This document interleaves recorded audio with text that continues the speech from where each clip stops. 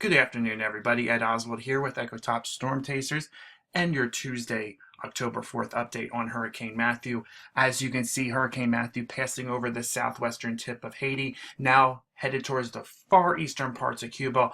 Already in southeastern Cuba, we're seeing tropical storm force winds, and that's why we have so many warnings up. And I'm just going to quickly show them to you here. Hurricane warnings for all the Bahamas, the eastern Cuban provinces, Haiti. We even have tropical storm force warnings for the Dominican Republic, the Turks and Caicos Islands, which are further east of the Bahamas themselves, and then hurricane watches for one province in Cuba further to the west, and then also already on the Florida coast from Deerfield Beach to the Volusia-Brevard County line. Looking at the visible satellite picture, we get a little bit closer here. You can see that after Matthew passed off that southwestern tip of Haiti, it started to show a little bit better signs of the eye starting to reform again. It looks like the eye should pass right over or just to the east of the far eastern tip of Cuba over the next, say, 6 to 12 hours or so. If we look at the rainbow satellite image, this is a much better image to show you the structure of the system itself. Kind of disrupted. You can see that it does lose those dark red colors.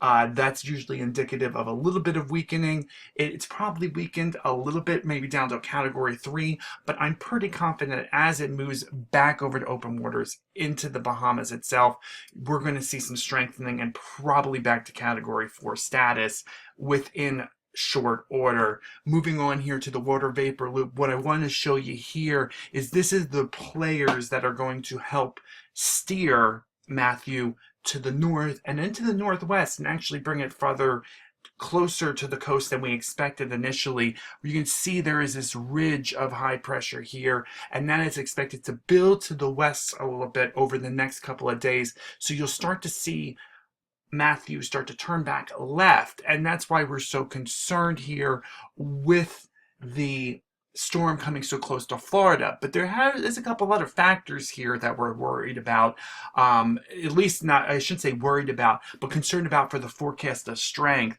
You can see these red areas. This is where areas of wind shear are strong and unfavorable for tropical development. You can see right over the area where Matthew is. Those stronger storms sometimes build a positive environment for themselves, but as it gets to the north, there is a lot of shear that it's going to be encountering. So we should see a peak intensity in the southern part of the Bahamas. As it moves further north, it's going to be moving into that higher shear environment, and likely we'll see quite a bit of weakening. Still a strong category 2, category 3 as it's passing quite close to the Florida coastline. And that's what I'm going to show you here on these forecast tracks. And what we didn't have with Hermine was a lot of agreement. Here, even going out as far as 5 or 6 days, there's fairly tight consensus on what's going to happen here. You can see it starts out over Haiti and Cuba, and then as it gets into the southern Bahamas, all the models push it to the west, so it's going to be moving northwest and may come actually very, very close to the Florida coast sometime within the next 48 to 72 hours. What happens after that, that high pressure system will begin to push back to the east, and that will allow the storm to actually start to move to the north and then to the northeast, but not before we see some kind of landfall, possibly somewhere between South Carolina, Georgia coast, all the way up to Cape Hatteras, somewhere in that area.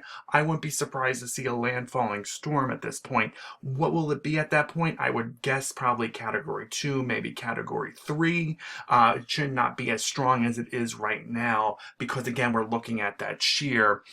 We're just going to take a look here at the official National Hurricane Center forecast. You can see over the next couple of days, it's following that consensus of models. It's really the best thing to do right now because there is a lot of agreement, and you can see even this cone of uncertainty covers all the possible tracks. But what I would also here use this cone of uncertainty for is if you're in this area along the eastern seaboard, you need to be paying attention at least every day over the next couple of days through this weekend. And once we move into this weekend, start watching the news, keep up to date on all the latest that's going on with this storm, because things are going to change.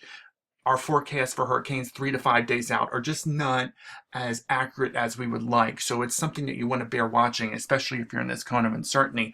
And by next weekend, we could be dealing with a hurricane off the the New Jersey coast and New York, and anywhere somewhere off the Northeast. It's probably going to be a weather maker for somewhere in this area for next weekend. So that's something you want to keep in mind if you want to keep in touch with Echo Top. At least when it comes to Matthew, we do have a page just like we did for Hermine. It's www.echotopchasers.com/Matthew. Let me say that again, www.echotopchasers.com/Matthew.